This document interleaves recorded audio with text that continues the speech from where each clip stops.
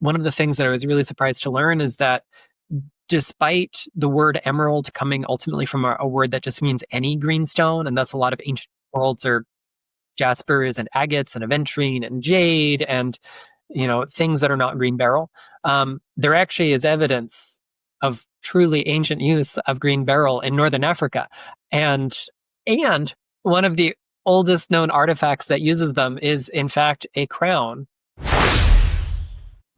Hi, I'm Ashleigh, and welcome to the Big Crystal Energy Podcast.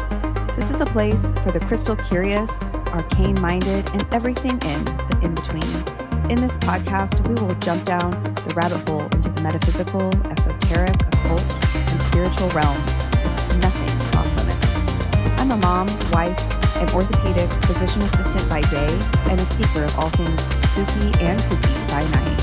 I've spent my entire career in the medical field and have always felt like there's more out there, and this is where we will explore together.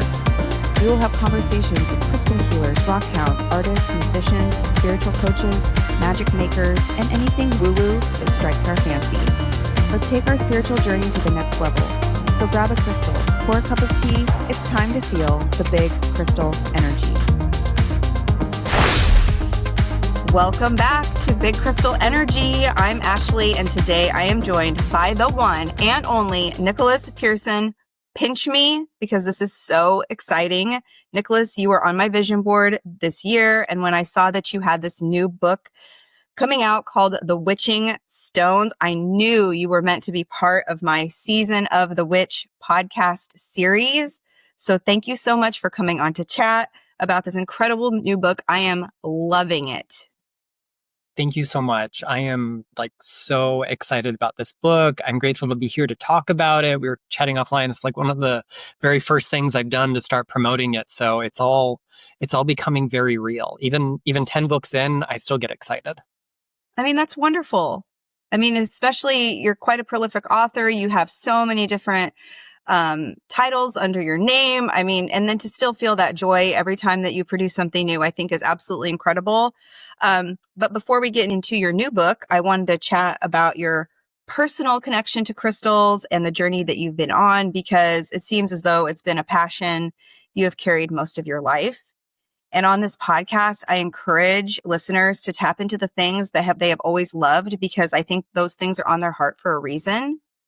So I know your love for stones began when your grandfather gave you a quartz specimen as a child. Can you share what that moment meant to you and how it has set you on this kind of lifelong path? Yeah, in the moment, it was both extraordinary and really ordinary at the same time. I was the nerdy little kid who picked up rocks everywhere and loved nature and studied flowers and did all of that kind of thing. So it was just one more little piece of the puzzle in the moment, but there was something about the hours I spent afterwards oohing and awing over it, watching that prism effect as light is refracted and split open as it passes through, and the kind of reassuring regularity of the angles and faces. There was something really magical about this. Of course, I'd seen pictures of mineral specimens, proper minerals, in books, but to have one felt really special somehow. And that specialness has stuck with me my whole life. All of a sudden, I'd find a big hunk of granite, in someone's garden. We don't have granite here in Florida. And I could see the little gemmy spaces of quartz and the opacity of feldspar and that reflectiveness of mica. And rather than just being this inert part of the landscape, it started to come alive in more ways than one. My grandmother was also a fanatic of vintage turquoise jewelry. So, that was the first time I really got up close and personal with a gemstone, was going through her collection, which, I only have one piece of today that needs to be repaired for me to wear it. But just how all of these stones could be the same species and look so different and have their own personalities, and then wanting to know why. That's a big part of it. It's just always wanting to know why this, why that, how did we get to this? And that has been kind of the impetus for driving my passion all through the years. It's amazing too, because it's you can learn so much, and then there's just always so much more to learn. And I think that's the thing, one of the things that keeps me so fascinated. Yeah, I mean, we've got almost 6,000 valid mineral species that are currently cataloged. And, we say almost 6,000 species, but then consider how many varieties of quartz there are. Geologically, agate, chalcedony, jasper, tiger's eye, amethyst, smoker, they're one species. They're one of those almost 6,000. So, some of those just have a staggering number of gem varietals and common names and combinations. You can't learn them all. There's no way to get through that entire catalog of mineral species and know everything there is to know about all of them. It doesn't matter whether you're coming to this as a crystal healer or a witchy crystal lover or a seasoned geologist. You're never going to memorize every mineral name and all of its properties. There's just so much. And I love that because it keeps me fresh. It keeps me excited. Every time I write, I try to pick things I've never written about for to kind of squeeze in here or there. That was hard in a book with 13 monographs, but one whole monograph is about something I've never written about before in the Witching Stone. Even my last release, Crystals for Psychic Self-Defense, I think 20% of the crystals in that book were things that have never appeared in any of my other books put together. So we can continue learning. We can always find something new, whether it's a new rock, a new gemstone, new to the market, or just new to us. And that wonder that we feel when we see something exciting and new and different, that's for me what fuels my personal growth with everything that I do. Yeah, I completely feel that. For me, like my crystal journey is not nearly as long as yours by any means, but it's just something that makes me feel that like sense of wonder all the time. And it just gives me just always something interesting to read about or interesting to look at. And it just has like created this huge filling to this like void that I had in my life before. And it's hard to explain that sometimes to people that don't really understand, but to those that understand, totally get it. Now, you've been pursuing this type of work for almost 30 years, blending mineral science with healing, spirituality, folklore. How do you come to see yourself as like this bridge between the science, like the scientific and the mystical? I'll say my anchor to one side or the other of that bridge has shifted. It's a spectrum. I started because I loved nature and science, but I also didn't grow up in a particularly religious household, a particularly spiritual household. My dad was very, very, very Catholic. So much so that I wasn't raised anything, like he'd had enough by that point. So, other families did church on weekends, which was this strange phenomenon. It was a word I heard of, but I never stepped foot inside one. Maybe a family wedding or funeral here or there as a kid, but never did that. But we did the library on weekends. And so I read quite a lot of nonfiction as a kid. I still do. That's most of what I read is nonfiction. I'm like at a point in my life where I have to make myself choose fiction just so that way I have like low effort reading. One week it might be earth science. The next week it might be marine biology. The week after might have been Egyptian mythology or, fairy tales. Oh gosh, to this day, I love fairy tales and folklore.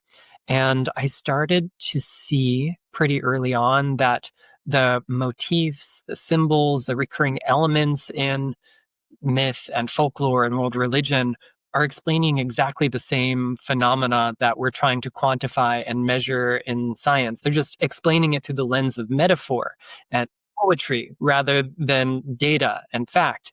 But that doesn't make it any less true. It's a different kind of truth. It's the kind that speaks to our soul, to our psyche, maybe not to our rational mind. And so I never really had a problem trying to reconcile having a spiritual practice versus the science and the factual bits. In fact, I've always kind of found them walking hand in hand. By the time I was a senior in high school, I was given a chance to teach my very first crystal workshop ever.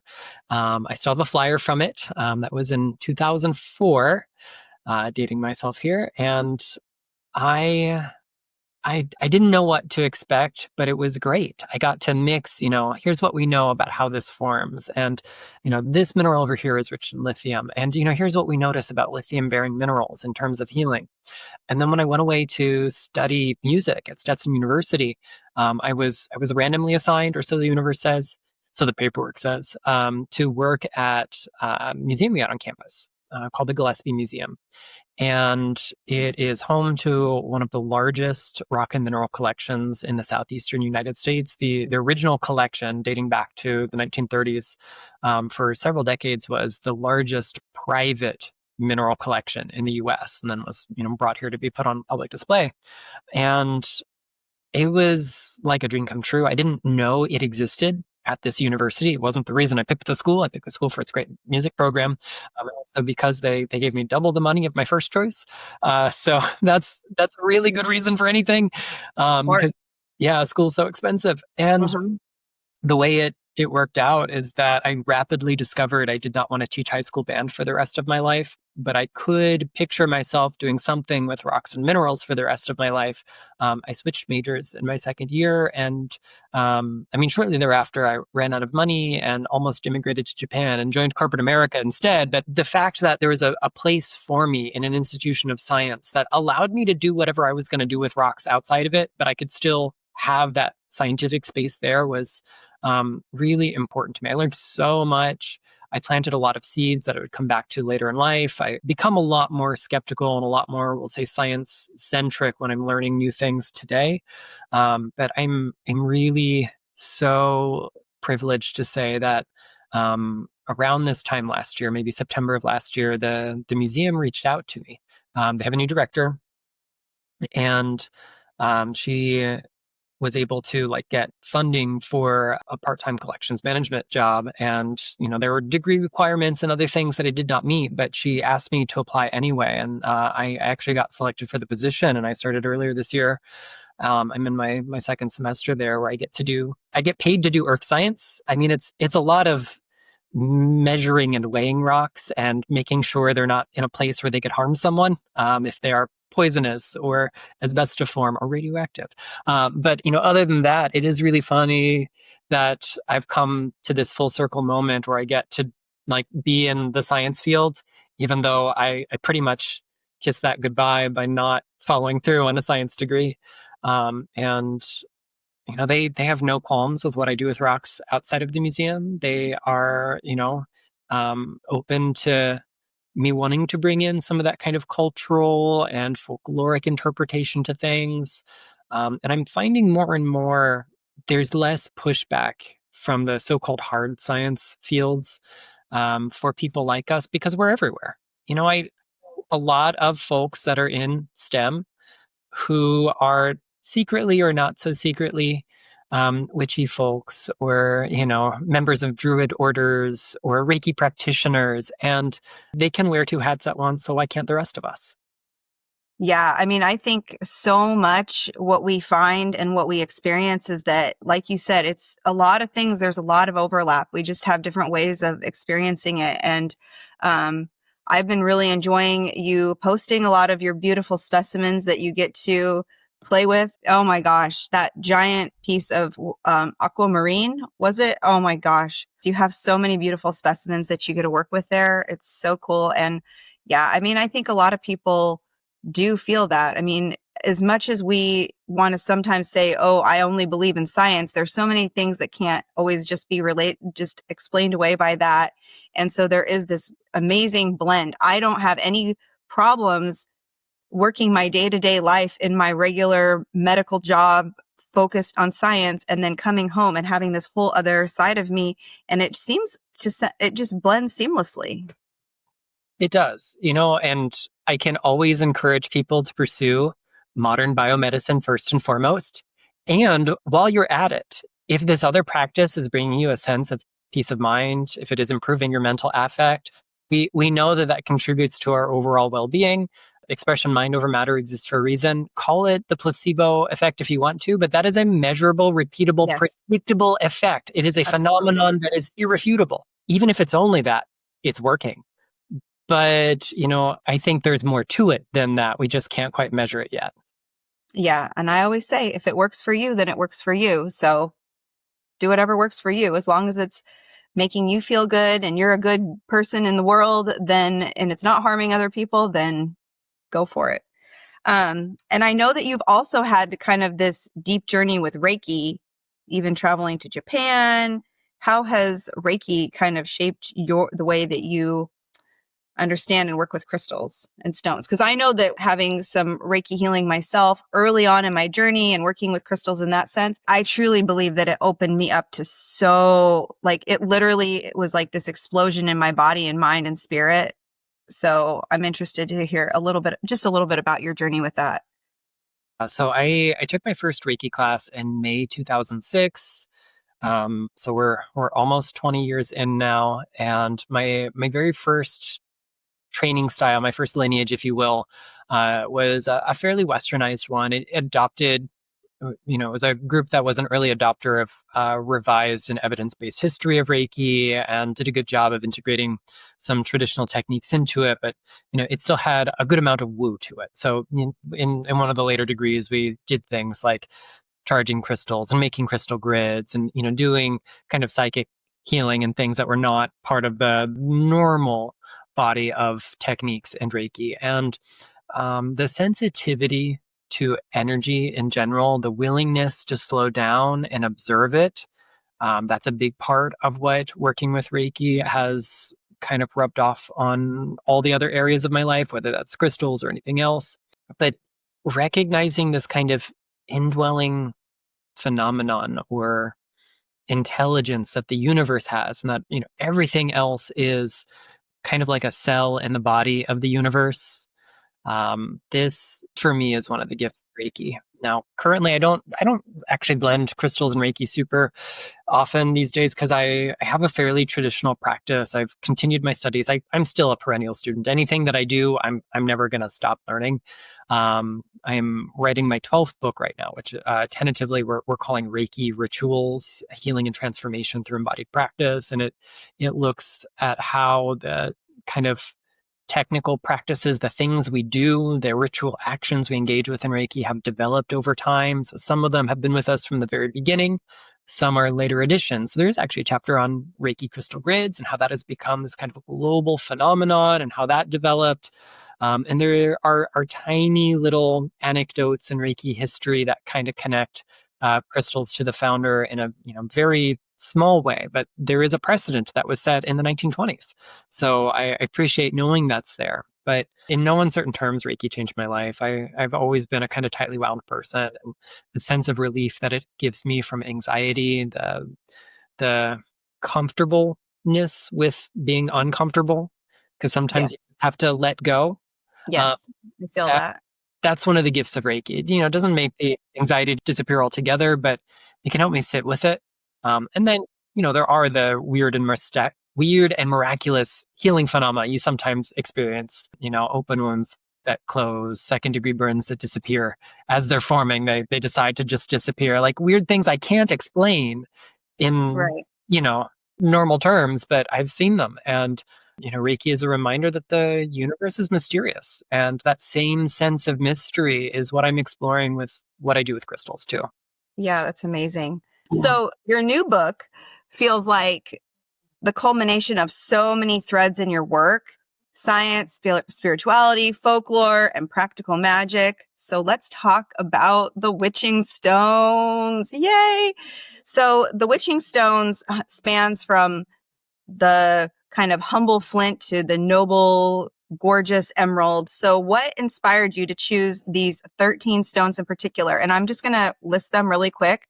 We have flint, hagstone, ammonite, fossil urchin, salt, lodestone, lead, toadstone, amber and jet, crossstone, quartz, moonstone, and emerald. So those are the 13 stones. I'm not going to make you get into every single one of them, but yeah, I'm just interested to hear what your process was for picking out these 13 stones, because truthfully, I've just been absolutely fascinated reading about all these different ones, because a lot of them are not really ones that I knew anything about, to be honest.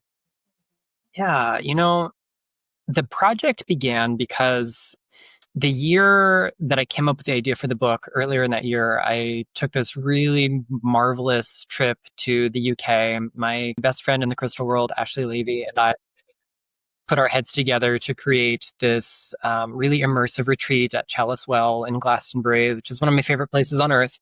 And one of the themes that we returned to over and over was the stones of the landscape you're in. And so, like this humble stone, Flint, which is all over the British landscape, is also all over British folklore and British crystal lore and, other places when you know where to look for it. So I knew that I wasn't done with Flint. And so that fall, this will be fall 2023, I started putting together a masterclass on Flint. I used to do these more frequently than I currently have time or energy for, but I love doing these deep dives on a single rock. And Flint is like the original power stone. The first kind of talismanic gem was probably some kind of flint. And I thought, wow, there's so much potential here. I could really take this and turn it into a chapter of a book. And I'd love to lean in on the kind of magical folklore and the witchy vibes of Flint. There's so much to it. And the light bulb went off and I thought,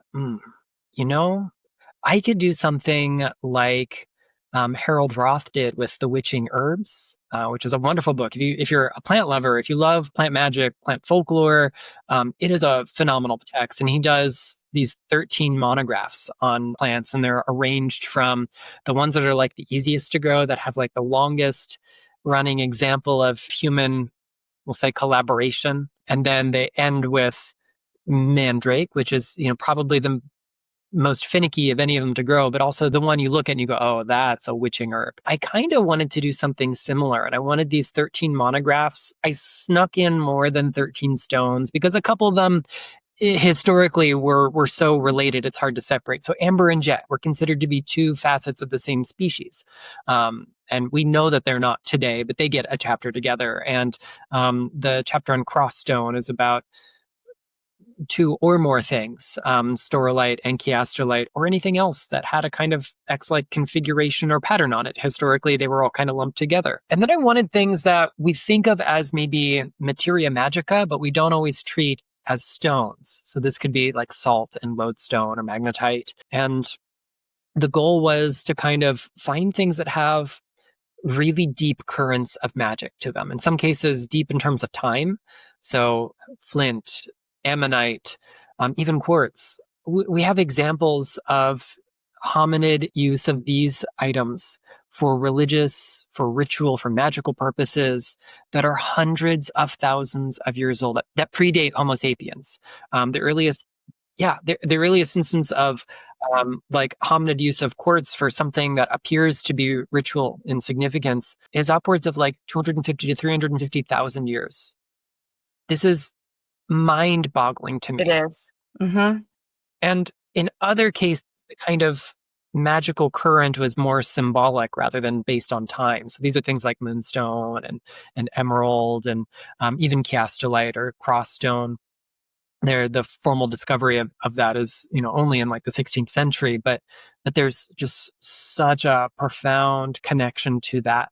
So I arranged them kind of sort of in order from like least precious to most precious by modern day standards. So we start with flint and we end with emerald, but recognizing that all of these stones are precious in their own right. And in the medieval kind of lapidary books that talk about the properties of stones, they refer to these properties not in terms of energy like we do today. They use the Latin expression virtus, which we would translate maybe as virtue. So a stone was considered precious by association with its virtues. And if you looked hard enough, every stone had some quality to it that endowed it with one of these virtutes, one of these virtues. And the goal was to help us reimagine what a precious stone is to us, not just something rare and valuable that, the gemological organizations tell us we should want and spend tens of thousands of dollars on, but how can we re-enchant the earth around us? So I needed it to be a broad span of things. And that's essentially how I settled on these 13 chapters. Does the number 13 have any significance to you? Yeah, I mean, like the most iconic of witchy numbers. It isn't just that Harold Roth had 13 herbs in there. It's that we get our 13 lunar cycles in a year and our, archetype of the 13 members of a coven, the 12 coveners, if you will, with their high priestess or other officiant. We've got 12 months in 1 year. So 12 plus 1 is proximal to 13. We'll give it, I love that. Yeah. I was like, I bet there's something more to this than just 13. There has to be something to that. You describe the book as an alchemical pilgrimage. Can you share how the Order of Stones mirrors kind of a transformational journey for the reader? Yeah, I wanted it to be such that you could just pick up the book and read it in any order. You could Yes. start with salt because you're fascinated by the topic. You could start with emeralds because green is your favorite color. And while there might be callbacks to earlier chapters, I tried to reference page numbers wherever possible. There is something magical that takes place when we don't just read the book in its order, but when we work the magic. So every chapter has 3 subsections: the stone, the lore, the craft. So the stone is like, what do we know about the material itself? How is flint formed? Where does it occur in the world? What are examples of its use through history? Like, how does its materiality relate to that? The lore is just what it sounds like: the folklore, the symbolism, the myths and stories that could be related to it, and how that might inspire our magic. And the craft is like, let's get our hands dirty and make some magic. So if we actually make magic with the stones, if we follow this sequence, we go through this kind of start with flint. Flint is literally the fire starter. It's kind of how we changed the course of human history. There's evidence of Neanderthals using striking flints with iron-rich ores to harness fire, rather than fire being a byproduct of other phenomena. Volcanic eruptions and thunderstorms and the like. We could make fire ourselves. That changes human history, changes the way we eat, the way we think, the way we organize ourselves. So it ignites this process of change and transformation. It becomes a way shower, a light bringer, an illuminator. And as we move through that, we come to something like Hagstone, which is a doorway to another world, literally because it's pierce the veil between the worlds. We get these fossils with things like ammonite and urchin that have incredible history to them, that have this kind of recursive spiraling quality that bridges the biological and the not so biological. We get into all of these others, and finally, as we get to those more precious gems, we come back around to a stone that is famously linked to alchemy, emerald. In emerald folklore, one of the most important motifs that we see is this concept of the tabula smaragdina, literally emerald tablet or emerald table, which was said to be inscribed with the instructions for performing alchemy, for the transubstantiation of one material into a more refined state. Lead into gold is our archetype, but there's so many other ways that alchemy takes place. And emerald is also linked to this motif of bringing light and illumination to things. So it is almost like the higher octave of flint. It brings this quality of clarity, of maybe a little bit of rebellion, breaking things down so we can create something new out of them. And there's just this powerful sense of love that emerald also embodies. And I don't just mean in the healy-feely sense, like we're going to use it on our heart chakra. I think that's a manifestation of this greater lore and this greater energy that it has. But, emerald for me is the stone of radical love. That when we find this spark of unconditional love that dwells within us, if emerald is linked to embodiment, to matter, the emerald tablet is about mastery over matter. What is that mastery? It is the realization of love, that love is the thing that holds the universe together, and therefore you are worthy of it just by being in your body. Full stop. There's no but, there's no if, there's no when. You exist, and therefore you're worthy of this kind of radical, transformative love. Even though the universe is constantly, well, maybe not the universe, but society is constantly trying to tell us otherwise. Oh, you're worthy of love when you make this much money, when you are this size or shape, when your skin is this color, when you marry this kind of person. No, Emerald says we're down with that paradigm. By claiming that kind of love, that kind of sovereignty, we can make ripples of change in our own lives. So we're fumbling in the dark, and we're just trying to get the sparks to light with flint, and we end up with emerald, with this blazing torch that shines a light on everything. And if we do the magic and meet the stones and really become intimate with their lessons, we do change. We are transformed by them. I know I was in the process of writing the book. Oh my gosh, Nicholas, that is so beautiful. I don't even know what to say. That is so beautiful. I mean, that's what it's all about.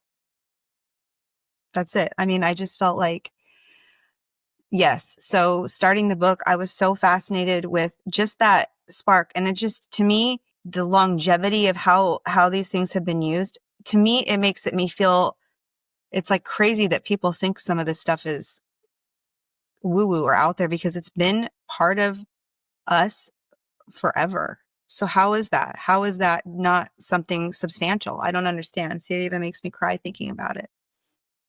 I'm like, so like, it just, it to me, it's so like, it's so amazing and such a fascinating journey. It is. And it also kind of brings up this concept that I see so much in witchy spaces, that, crystals are such a woo-woo new age practice. This is a new thing, but us serious occultists, we're not going to use crystals in our practice. But pick up a 16th or 17th century grimoire. It's going to talk about talismanic gemstones. Where does that tradition come from? That tradition is older than writing. The earliest book, we only have fragments of it that exist today, but literally the oldest book we have evidence of ever being written is, I think, an Akkadian text. It's like, Mesopotamian, that kind of era, called Abnashikinshu, the stone whose appearance is, and every entry begins, name of the stone, Abnashikinshu, so, quartz, whose appearance is blank. And then it's a combination of like the economics and trade of the stone, its current value, its medicinal properties, and of course its magical virtues.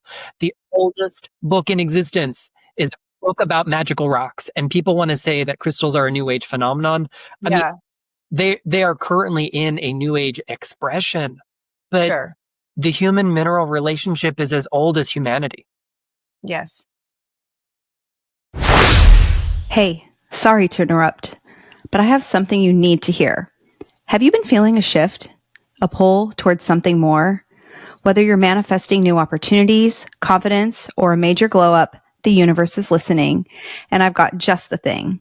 In a crystal clarity call, I'll intuitively select 3 crystals to support your manifestations, pull a tarot or oracle card for deeper guidance, and craft custom journal prompts to help you take action. It's more than a reading, it's an energetic roadmap. So if you're ready to align with your highest self, DM me on Instagram at mystical.mama.ash for details and pricing. Let's bring your magic to life.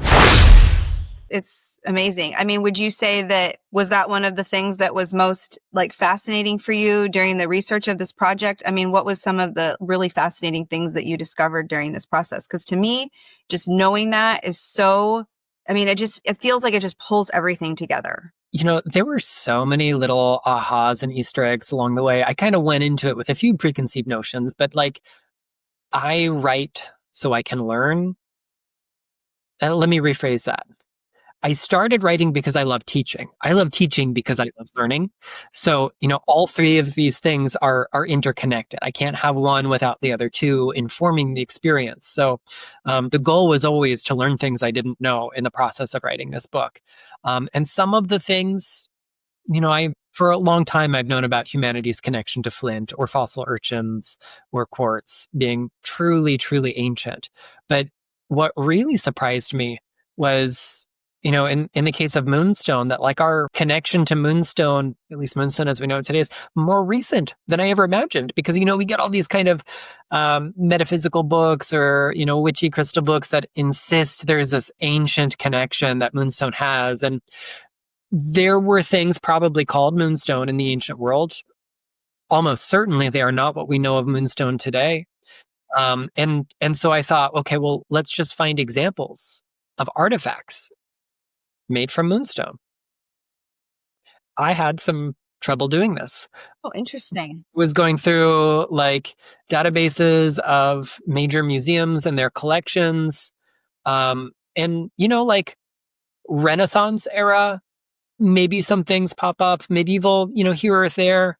But it's like the early modern period that we really get a lot of Moonstone activity.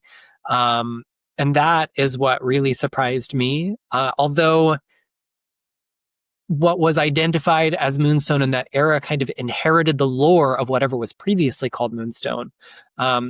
It's this weird kind of mix that our practice has truly ancient roots, but also reinvented itself along the way in so many different ways. And on the opposite end of the spectrum, emerald is something that I love very much. So I've written about it quite a lot. And one of the things that I was really surprised to learn is that despite the word emerald coming ultimately from a word that just means any green stone, and thus a lot of ancient emeralds are jaspers and agates and aventurine and jade and things that are not green beryl, there actually is evidence of truly ancient use of green beryl in northern Africa, and one of the oldest known artifacts that uses them is in fact a crown made of rough emeralds and other things. It's bone and claw and stuff, but and one of our most iconic motifs in the occult sphere of the emerald is that in the crown of Lucifer. So what is it embedded in our kind of cellular memory about these stones that allows us to regurgitate these myths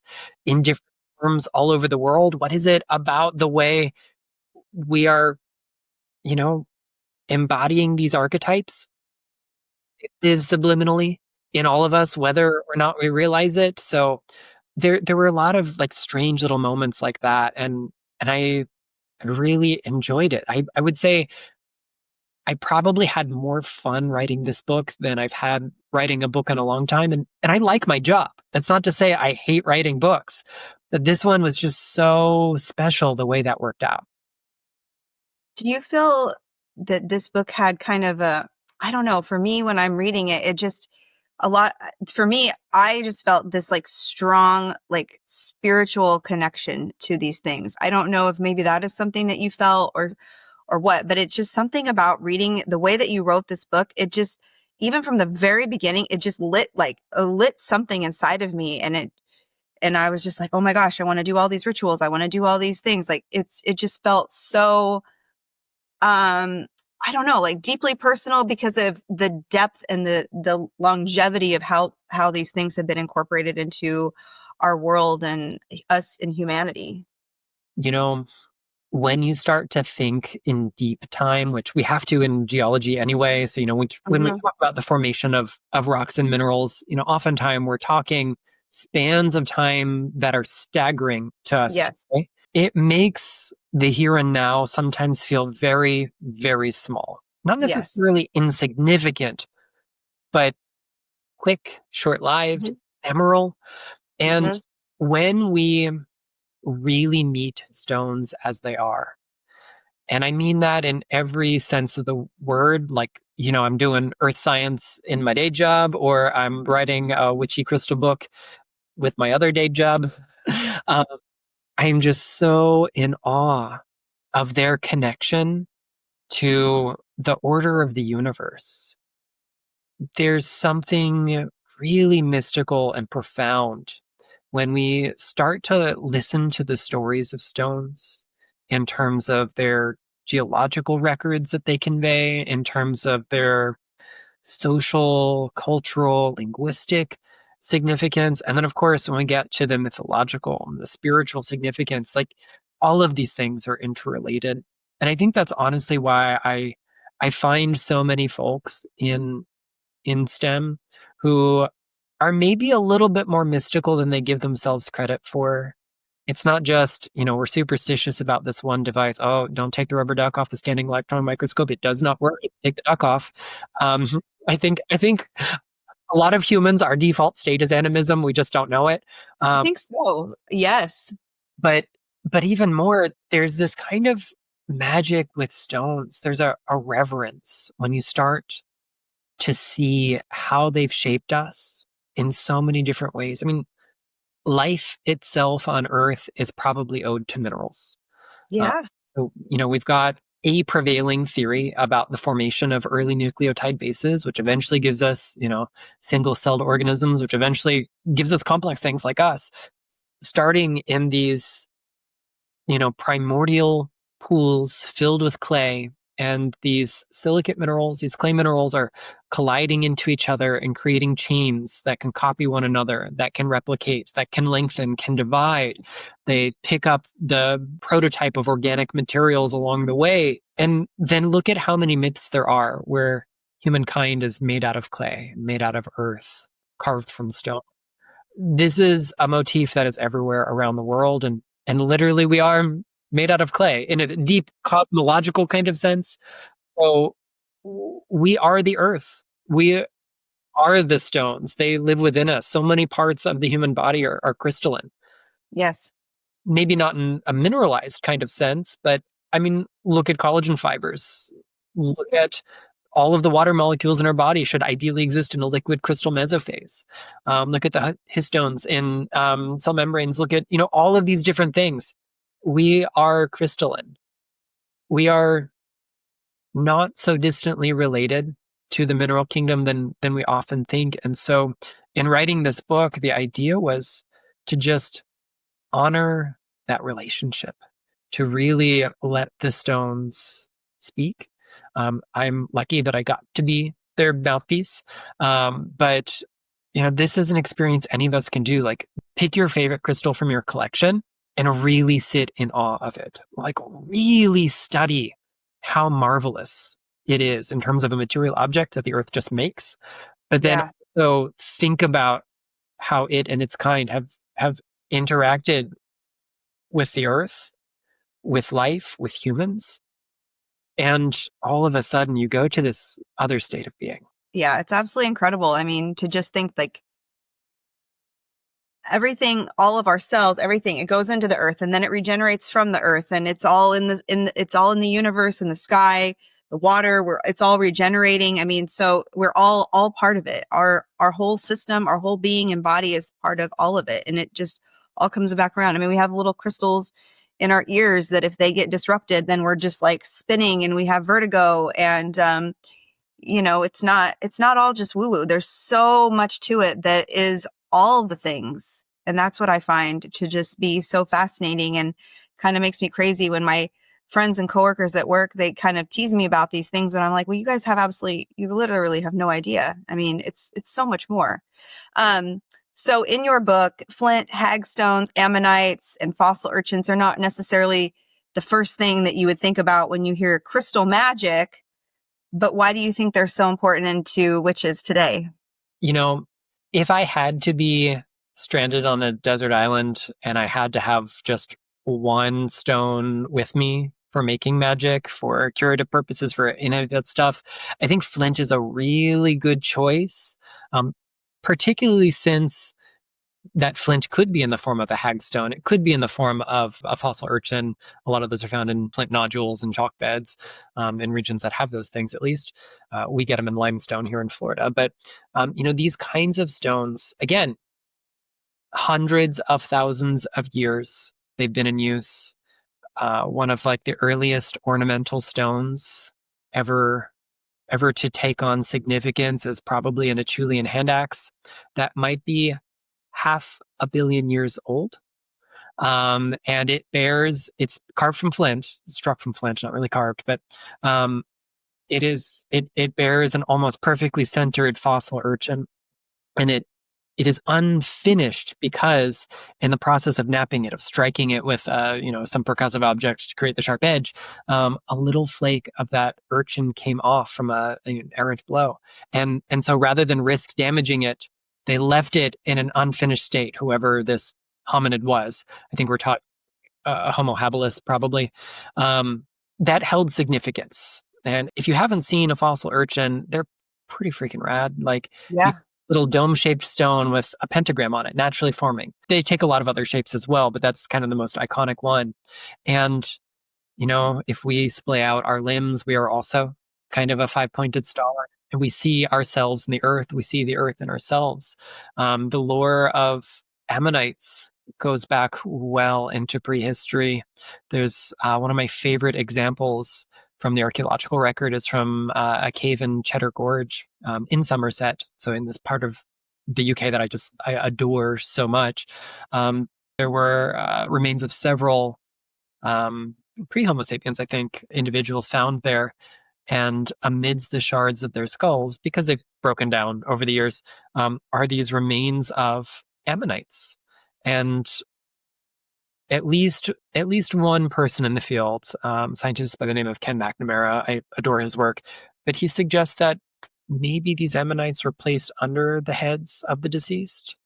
Um, and this echoes something we see in like Greek folklore in sort of the classical age, Greco-Roman texts on stones.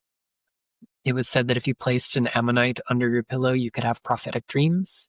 So were they trying to dream of the afterlife?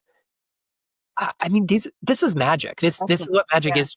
It's interfacing with the unseen realm. And stones, maybe because we don't exoticize them the way we do the so-called precious gems, um, they're almost inherently more magical to me because you have to look harder to find it. And then once you see it, Yeah. the ordinary rocks around you are alive again.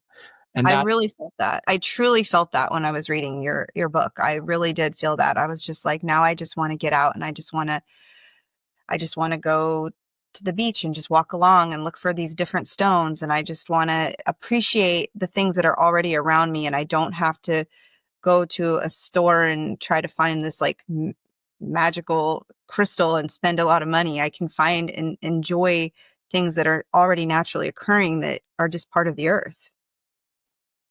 and that's really it, right? Yeah.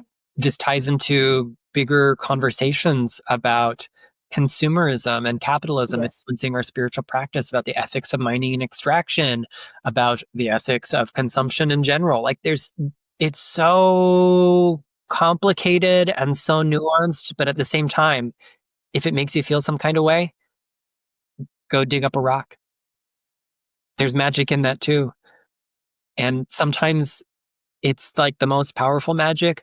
I still have fossil urchins in my collection. There's one on my altar right now. There's one on my kitchen windowsill, on my little teeny tiny kind of hearth altar, if you will, hearth shrine, of this little urchin that I picked up as a child on the Gulf Coast of Florida, visiting my great grandmother. I didn't like the rocky beach. I didn't like the way the water was different to my East Coast beach. But there were these magical rocks with pentagrams on them, and they're really special to me. And they're ugly to look at. They're not the really fine, brightly colored ones replaced by flint or silica like you can find in other places. But oh my gosh, are they some of my most treasured allies? Yeah, they have that deep meaning and that connection to you, and that's really all that matters. It's your connection to it. So you write that stones aren't just tools, but teachers and guides with their own spirits.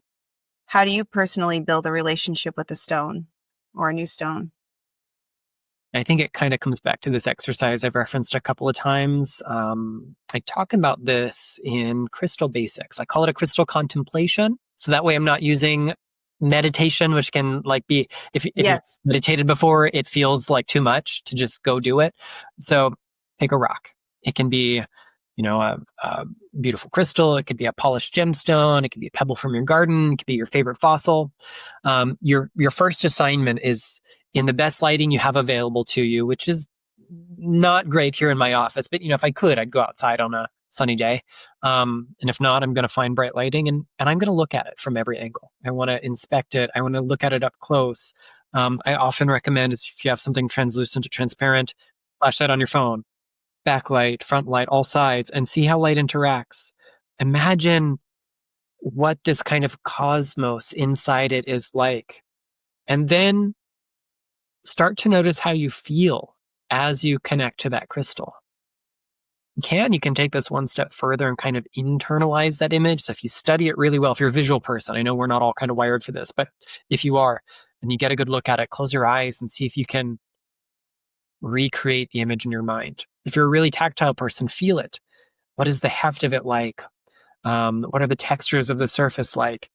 If you're a verbal person, describe it in words. Marry all of these things together. And as you begin to kind of bring in the essence of the stone in that sensory kind of way to your inner vision, your inner mind, your inner senses, you're also inviting in the spirit of that stone without even realizing you're doing it by telling your conscious mind to be so myopically focused on this object. Your subconscious, maybe your superconscious mind, now has a free pass to just be in communion with what is beyond the material object you're holding. And I think that's a really great place to get started. And the more you do this with a single stone, you pick up the same rock every day, 3 p.m. sharp, and you get to know it, as well as the more you do it with lots of different stones, you're going to see trends emerge. Well, every piece of beryl, regardless of color, feels this way to me. But also, I feel differently in this way with each one. Or some days when I hold my rose quartz, this is my takeaway. And other days when I hold my rose quartz, that's my takeaway. You have to remember that this is a relationship. And crystals are pretty unchanging. They're pretty firm in what they do and how they resonate. But humans, oh, we are fickle little things. So when we start to notice things that are different from time to time, that's a reflection of us because we're putting something in and it's getting reflected back to us. And then, beyond that, you can do more formal meditations to meet the consciousness of the stone. You can just invite them into your lives. If you want to, maybe take some inspiration from the kind of shamanic herbalist tradition, you can do like they do a dieta where they focus on the internal consumption of a given plant. When they know that it is safe to do so. Obviously, we're not doing internal consumption of anything except food grade salt when it comes to rocks. But we can energetically have that same kind of relationship, or maybe we put all of our other gems away. We strip back our practice to be focused on this, and then you surround yourself with that. Maybe you sit in a grid of it. Maybe you do laying on of stones with it. Maybe you wear it throughout the day. Maybe you take it to bed. But by kind of flooding your life with its virtues, then you also start to be a little bit more observant of how its consciousness, its spirit is also influencing you. Um, when all else fails, it seems silly, but talk to your rocks. It doesn't have to be loud, but talk to them and see what talks. A lot of times it's conscious, but your subconscious is going to give you some clues. Oh, yeah. That's a great way for people, because I think a lot of my listeners probably, some of them are very knowledgeable about stones, but some of them are very new. And I think it's just nice to be able to have a starting point to know where to begin, because sometimes it can feel really overwhelming. There's so many to choose from, and how do I know, and what do I pick, and how do I connect? And I think that you said you can call that your crystal consciousness. In crystal basics, I call it a crystal contemplation, but then there's contemplation. I love that. But then there's other exercises in there that work really well. Yeah. And there's like a crystal visualization and a little crystal journey exercise. They're all great ways to kind of tap in, but start with just observing how beautiful, how rare, how mysterious a rock is. And the rest kind of happens organically. Absolutely. Could you share one of your favorite spells or rituals from the witching stones that feels kind of especially relevant to you right now? Probably because I'm in the process of like letting them marinate right now. I'm going to say it's the amber and jet incense recipes because they've got a lot of applications. So the chapter on amber and jet, which is approximately chapter 10, I think, in the book. We're going to say that. It's probably as close as I'm going to get. We know that humans have, for millennia, burned these as offerings, as incense. Jet does not smell great. A lot of amber does not smell great. Some amber does. But it does have this kind of lingering resiny aroma, not quite like burnt plastic, but nearing it. So I wanted to devise modern day formulations that required less precious substance. So you're not just burning a big glob of gemstone, but also allow us to, shall we say, enhance the inherent virtues of the stone. So there are two recipes in there. They're called something like solar fumes and nocturnal vapors. I tried to make them like really, really witchy sounding. And you can use them independently or together, mix them together. And I call that the witch's breath. It's like the in-breath and the out-breath together. Yes, so I love them. That's probably like one of the things I'm proudest of in the book. But I also really love the Wayfinder spell that uses lodestone, and you actually there are more detailed instructions in the book, but essentially you put it in a little dish or something that you can float in a basin of water. And you imagine how navigators in the ancient world discovered that you could use magnetic iron ore for navigation purposes, and it becomes this kind of spell to help you navigate life. I think Mm, in such an uncertain world like we live in, I think that's yeah. ones that like I really enjoyed putting together the ritual elements of, and could be super timely for folks who need it when we feel maybe not so much directionless, but it's like there's no ground under your feet that you can tread. Well, we're feeling that now for sure. I noticed that this book balances the benefic and malefic magic, healing and protection alongside cursing and baneful work. Why was that important for you to include both sides? Well, there's a few reasons. I think kind of coming back to this conversation where people poo-poo crystals is this like love and light, new agey practice. Yes. Historically, that is not the case. Historically, there are some pretty wild things attributed to crystals that have, shall we say, some tooth and nail to them. And I wanted to represent that in this book. We also, as much as I believe in the inherent goodness of the universe at large, there's a lot of crappy stuff that happens. And it is good to have access to tools for all occasions. So my big MO in life in general is generally harm reduction. Yes. And if I can love and light some harm away, that's what I'm going to do. But, if someone raises a fist at me, first I'm going to duck. And if that doesn't work, I'm going to swing back. Energetic speaking, I hope I never like have to resort to fisticuffs in my real life. But I think it's really important that there are tools like that are accessible. And I think the other part of it is just I wanted something so different to my other books. So there's like a whole chapter on lead, and lead is often associated with some baneful work. It was also used for very utilitarian purposes in ways we absolutely not today, because it'll kill you when misused. But I wanted to represent that. It's a really important magical tradition, and we forget that metals are of mineral origin. And so it creates this connection there. We've got toadstone, which is a kind of mythological stone, but was usually a kind of fossil tooth from a genus of fish, but could also be a variety of other things depending on which book we were reading and which authority we checked with at the time. And so that kind of gave mastery over poison. So we could use it as a panacea, but also if you have mastery over poison, you can direct it in ways. And even common things like quartz didn't necessarily always have warm and fuzzy associations with them. So there are little snippets of we'll say some harder hitting and more aggressive magic in there, but I really just wanted to collect as much lore and put it in one place as possible. Well, I'm here for it. Oh my gosh, I cannot wait for everyone to read it because it's so cool.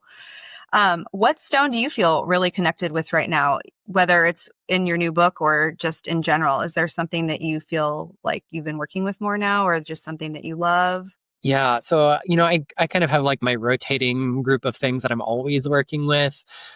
Emerald and rhodonite are really great examples of things. But right now, copper minerals are having a renaissance in my I life. love minerals. So I have a like very special appreciation for the collection, the extensive collection of copper and secondary minerals of copper in the museum collection. And here I am 20 plus years later, handling some of these specimens, some of which haven't seen the light of day since I last pulled them out of a box just out of curiosity 20 plus years ago. So I've been talking a lot about the significance of copper in a lot of places. It's come up just kind of organically, people asking me about it. And that is pretty darn special to me. So, we're talking native copper, carbonates of copper like azurite and malachite, silicates of copper, dioptase, shadokite, planchite, ahwite, more complex minerals like labethonite. I just found this really cool labethonite, which usually forms in bright to dark shades of blue. But I found one from the original discovery in Cornwall And this might actually be one of the earliest pieces ever taken out of the earth based on the provenance of it, like who had it before it eventually ended up in the collection at the museum. So it may have been mined like the middle of the 19th century, and it Wow. could be like one of the earliest type specimens. Not a very fine one, unfortunately, but copper minerals are so timely for us as well, because for me, and when we talk about the metallic elements and the magical tradition, we often kind of link them to their alchemical rulership with the planets and the signs. And, copper is the archetype of Venus in metal form. It is the planetary metal of this. And virtually any mineral that we're going to find that is copper rich has this Venusian quality to it. And in a world that denigrates and demonizes and oppresses women and femme presenting people, pretty much top to bottom, we need more of this Venusian archetype. And a product of the patriarchy, a product of this oppression, is that we think of Venus only as the goddess of love and beauty. Right. But she was the goddess of war. She was the embodiment of the earth. She is the power of creation and destruction. She is in the stars and in the earth and everything in between. She's the queen of heaven, the mistress of magic. She is so many things at once, just like every woman I've ever met is so many things at once. And copper embodies this alchemically. We see this Latin phrase used to describe copper, which I love. It's a little saucy, but it's kind of a tongue-in-cheek chemical, like chemistry joke. And it's Moratrex metallorum, the harlot of metals, because she refuses no lover. The copper ions will easily connect with sulfides and sulfates and carbonates and oxides and silicates and salts and sulfosalts, and you name it. Copper accepts them all as her lover and creates something different in the process. Copper minerals come in so many different colors and shapes and sizes. They're just a panoply of things that you can just get excited about. And we need that energy of synthesis in our life, where it's easy to be divided and separated and lost in one piece of oppression, one piece of the struggle, one piece of the problem on earth. Venus says, actually, you're all my kids. You are all the children of the Divine Mother. You're all embodiments of me and my magic. So how about we come together? How about we rally and bring back this energy of the goddess, of the divine feminine, of the archetype of the witch, you name it. It's all interrelated. And so copper is kind of coming for this renaissance with me. I'm doing a small suite of copper minerals that are significant from the collection. There's plenty already on display, but I've chosen some really significant pieces, like native copper from Keweenaw Peninsula in Michigan that's probably worth tens upon tens of thousands of dollars in today's world, as well as some just beautiful things that we might overlook because we like sexier things. We like more exotic gems. And the kind of fusion of the microcosm, my work with copper minerals at the museum, and the macrocosm of what's happening in the world at large, I see this pull towards copper and all of her expressions in mineral form right now. Wow. Your mind is just, you are such an incredible wealth of knowledge. I mean, I'm just sitting here and I'm absorbing it. I'm just like, oh my gosh, your passion it really shines through. I mean, basically that's what it is. It's incredible. If readers had just one message from the Witching Stones, if they could take away one big message from you, what would that be? Magic is everywhere. Yes. Magic is in the earth. Magic is in every grain of sand, every flake of salt, every pebble, every boulder, every gemstone, every metal. Magic is there. And if magic is there, it's also in you. So lean on whatever tools you've got. Go get the beautiful, fancy emerald. I've certainly treated myself to a very fancy emerald a few years ago, and I have never regretted it. Yes. But at the same time, you are the magic. If magic is in the earth and you are also a cell in the body of Mother Earth, then you are the magic. And love that. Yeah. Oh my gosh. I truly feel that is one of the greatest messages that I even want to have, with this podcast, because I feel like I speak with all these people and they have all these different interests, and it comes from this incredible magic that they have within themselves. Like, you have everything you need within you, I think, is like, we have the magic. It's so prevalent everywhere. We just have to be open to seeing it within ourselves a lot of the time. Absolutely.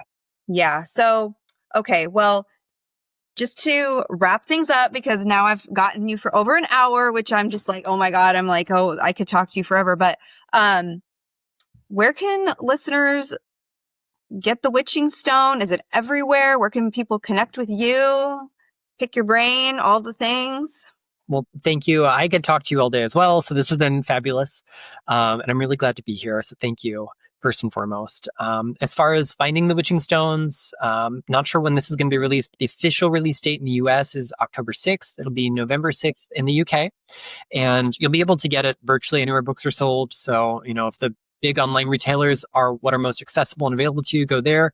But also go visit your local witchy store. If they don't carry it, I bet they would be happy to order a book for you, no matter who's it, mine or someone else's. So support your indie retailers. If you want to connect with me, all you have to remember is The Luminous Pearl. It's theluminous.pearl.com, Nicholas at theluminous.pearl.com, or at The Luminous Pearl on social media.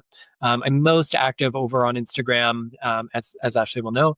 But reach out, drop me a question, tag me in your favorite. He actually responds to his DMs, which is amazing.